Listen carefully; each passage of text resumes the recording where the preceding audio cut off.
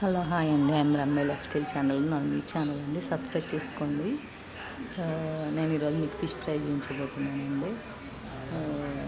Fish మా అత్తమ్మ సాల్ట్తో బాగా నిమ్మకాయతో క్లీన్ చేసిందండి. మీకు కర్రీ కూడా ఉందండి, మీకు నా వీడియోస్లో చూడండి, కర్రీ కూడా పెట్టాను. ఫస్ట్ అయితే సాల్ట్ వేసింది, నేను పెద్ద ప్రాసెస్ అనుకొని ఇప్పుడు చేయను. సాల్ట్ తర్వాత ధనియాల పొడి, కారం, తర్వాత కొద్దిగా పసుపు వేసిందండి. నేను ఇందాక కర్రీ కోసం చేసుకున్న ఆనియన్ ఫ్రైలో కొద్దిగా ఆయిల్ ఉందండి, అది కూడా కలిపి బాగా కలిపిందండి. అది ఒక 2-3 సెకండ్స్ కలిపింది. ఒక 10 మినిట్స్లో అయిపోయిందండి. ఇంత ఈజీగా ఉంటుందని నాకు తెలియదు అసలు. మొత్తం ఆయిల్ కొద్దిగా వేసినందువల్ల ఎందుకో తెలియదు, కానీ అవి ఒకటేమో ఇరిగిపోయిందండి.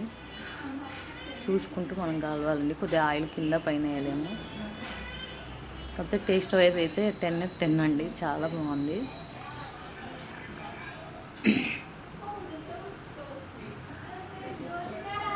నేను ఇట్లా బాగా కలపాలండి.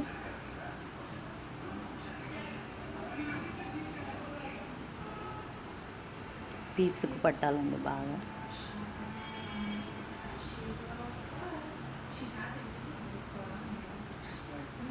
ఇలా పట్టిన తర్వాత అదే బాండీలో సేమ్ అండి, దానిలోనే ఆయిల్ వేసింది కొద్దిగా అత్తమ్మ. వేసేసి కొద్దిగా మీడియం ఫ్లేమ్, హై ఫ్లేమ్ పెట్టిందండి. ఇది చిన్న స్టవ్ కాబట్టి కొద్దిగా హై ఫ్లేమ్ పెట్టేసి ఇవి స్లోగా తిప్పాలండి, ఎందుకంటే పీసెస్ అయిపోతాయి, చికెన్ లాగా కదా.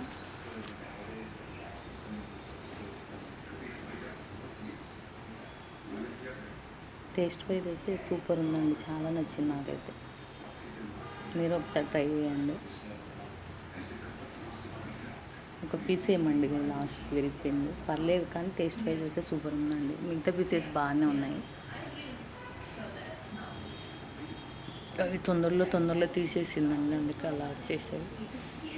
స్లోగా తీయండి, పర్లేదు. ఆయిల్ కొద్దిగా ఎక్కువ వేయాలండి. ఆయిల్ మొత్తం నేను తక్కువ వేసిందండి, ఆయిల్ తినొద్దనేసి.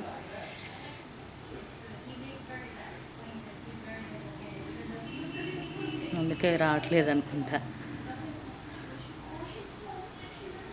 కాబట్టి టేస్ట్ బాగున్నాయండి.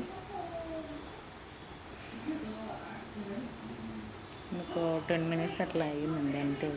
ఉడికిపోతాయి అవి తొందర.